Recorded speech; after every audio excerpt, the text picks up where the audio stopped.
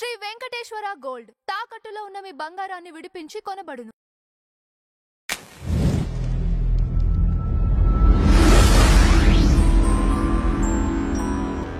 Life మొత్తం మీద మాధురి గారు బాగా బాధపడ్డ సందర్భం ఏదైనా ఉందా? బాగా బాధపడ్డ సందర్భం అంటే అదే వాణి వచ్చి ఇలాంటి ఎలిగేషన్స్ చేసినప్పుడు కొంచెం బాధపడ్డా. ఓకే, అసలు అది దాటి వచ్చిన తర్వాత కూడా కొన్ని ట్రోలింగ్స్, కొన్ని కామెంట్స్, కొన్ని నేను ట్రోలింగ్స్ కి కామెంట్స్ కి కూడా నేను ఎప్పుడు కూడా నేను హట్ పాజిటివ్ గా పెట్టినా కూడా దానికేమి నేను పొంగిపోను, నెగిటివ్ గా పెట్టినా నేను కృంగిపోను. రెండు ఒకేలా తీసుకుంటాను, రెండు బ్యాలెన్సింగ్ గా ఉంటాను. మరి అంత బ్యాలెన్స్ విల్ పవర్ ఉన్న మీరు ఎందుకు సూసైడ్ వరకు వెళ్ళారు? అదే చెప్పాను కదా, ఆ టైంలో కొంచెం బాగా డిప్రెషన్ లోకి వెళ్ళాను. అయితే మొన్నటి వరకు శ్రీనివాస్ గారు అయితే లేరు ఇంట్లో, ఇప్పుడు ఉన్నారు అని చెప్పటం జరిగింది. ఇక పైన కూడా ఇప్పుడున్న ఇల్లు ఏదైతే ఉందో అదే పార్టీ కార్యాలయంగా చూడబోతున్నామా? అదే ఉంటుందా? తప్పకుండా ఇదే పార్టీ కార్యాలయంగా ఉంటుందమ్మా. శ్రీనివాస్ గారు ఇక్కడే తన రాజకీయ ప్రస్థానం కొనసాగిస్తారు, ఇక్కడే ఉంటారు, తను ఇక్కడే ఉండి పాలిటిక్స్ చేస్తారు, ఇక్కడే. ఇది నేను ఇక్కడ ఇల్లు కోల్పోకూడదని అడిగి రిజిస్ట్రేషన్ చేసుకున్నాను, కానీ ఇది ఎప్పుడు శ్రీనివాస్ గారే ఉంటారు, శ్రీనివాస్ గారే ఇక్కడ రాజకీయాలు చేస్తారు, తన రాజకీయ ప్రస్థానం ఇక్కడే కొనసాగిస్తారు కంటిన్యూస్ గా.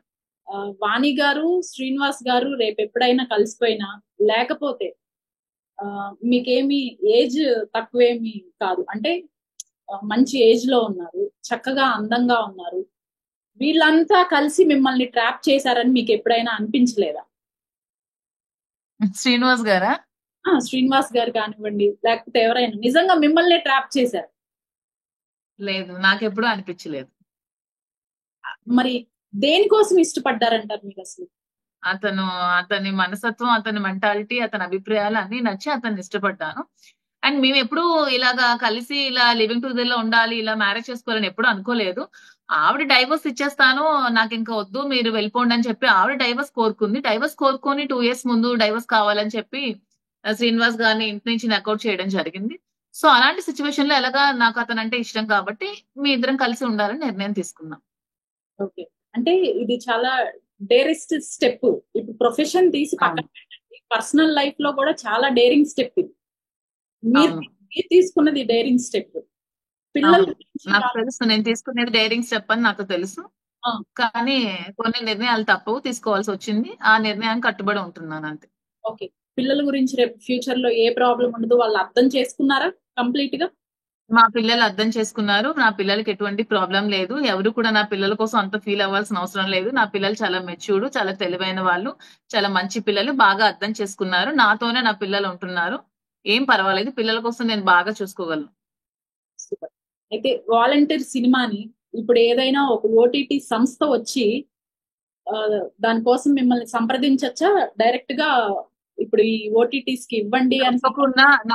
తప్పకుండా నాకు డబ్బులు కూడా అక్కర్లేదు. మూవీ మంచి ఓటీటీ ప్లాట్ఫామ్ లోకి వెళ్ళి జనాలందరూ చూస్తే నాకు చాలు, నేను హ్యాపీ.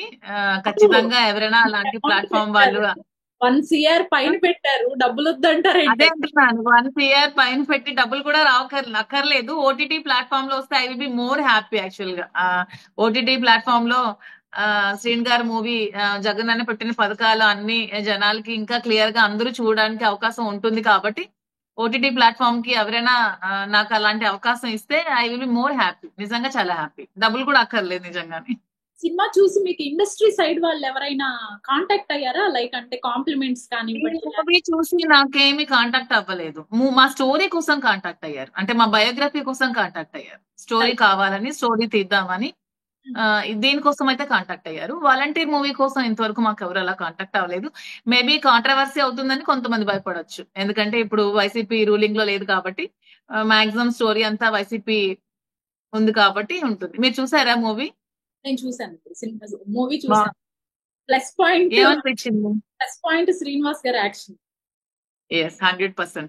అందుకనే అది కెమెరా సరిగ్గా తీయలేకపోయినా, ఫ్లాప్ అయినా ఎడిటింగ్ అవ్వదు అంటే, ఇది ఎడిటింగ్ చేయలేమని చెప్పినా సరే కూడా శ్రీనివాస్ గారు యాక్టింగ్ కోసమనే, వాళ్ళు కూడా ఎడిటర్స్ కూడా మా ఫ్రెండ్స్ అన్నమాట, తెలిసిన అబ్బాయిలు, వాళ్ళు కూడా యాక్టింగ్ చూసి ఇంత కష్టపడ్డారు ఇతను, ఈ మూవీని ఎలాగైనా ఎడిట్ చేయాలని కష్టపడి పాపం చాలా ఎడిట్ చేశారు.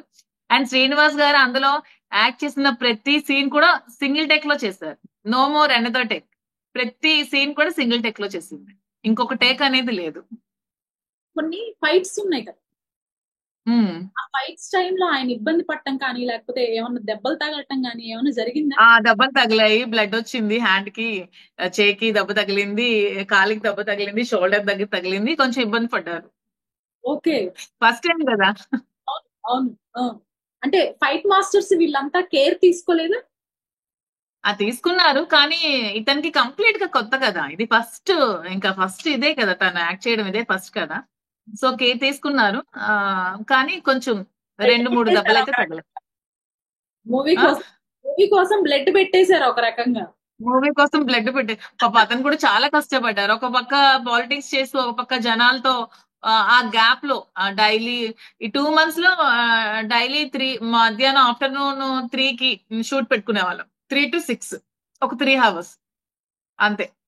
ఆ గ్యాప్ లో చేసేవాళ్ళు, రిమైనింగ్ టైం మళ్ళీ జనాలతో ఉండాలి కాబట్టి అలా ఆ గ్యాప్ లో అలా చేస్తూ చాలా కష్టపడ్డారు. అతను కూడా సింగిల్ టేక్ లో చేయడం, వెంట వెంటనే డైలాగ్స్ చెప్పడం.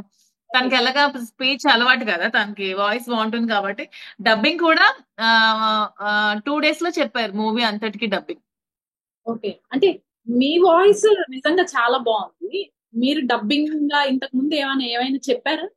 లేదు, నేను కూడా ఫస్ట్ టైం అది చెప్పడం, అదే ఫస్ట్ నేను కూడా డబ్బింగ్ స్టూడియోకి వెళ్ళి చెప్పడం అదే ఫస్ట్ టైం. మీకు ఎలా అనిపించింది ఆ డబ్బింగ్? కంప్లీట్ గా ఈ మూవీ ఫీల్డ్ గానీ ఇండస్ట్రీ గానీ మాకు అన్ని కొత్త, ఇది మూవీ తీయడమే ఫస్ట్ టైం.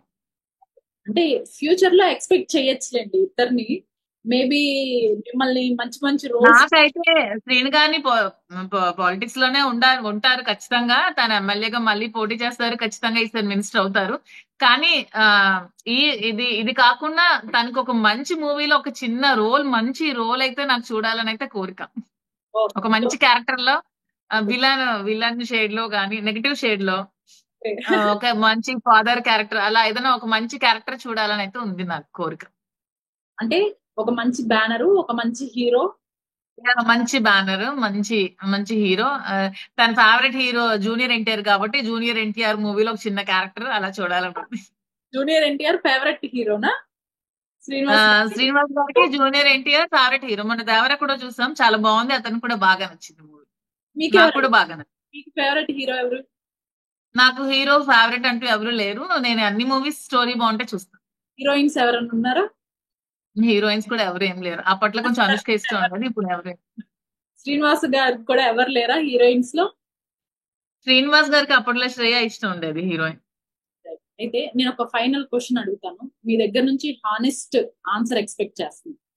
ఒకప్పుడు ఒక ఇంటర్వ్యూలో నేను చూశాను, వాణి గారు నేను ఇష్టపడి ఇతను చేసుకున్నాను, నేనే ఇష్టపడి ప్రేమించి పెళ్లి చేసుకున్నాను, ఇక్కడ వరకు మా రిలేషన్ ఉందని ఒక ఇంటర్వ్యూ చాలా వైరల్ అయింది. ఆ తర్వాత రేపు ఫ్యూచర్ లో మీరు కష్టపడి నిజంగా శ్రీనివాస్ గారు ఎమ్మెల్యేనో లేకపోతే ఇంకా అంతకన్నా గొప్ప పొజిషన్ కూడా వెళ్ళొచ్చు, మీ నుంచి దూరం అయ్యే ఛాన్స్ అయితే ఉండదా? ఉండదు ఖచ్చితంగా, ఎందుకంటే ఆమె ఇష్టపడి చేసుకొని కష్టపెట్టింది. కష్టాల్లో ఉన్నప్పుడు నేను చార్దీస్ ఇష్టపడుతున్నాను కాబట్టి ఆ కష్టాలు ఎప్పటికీ లైఫ్ లాంగ్ అతను దరి చేరకుండా చూసుకుంటానని నాకైతే నమ్మకం.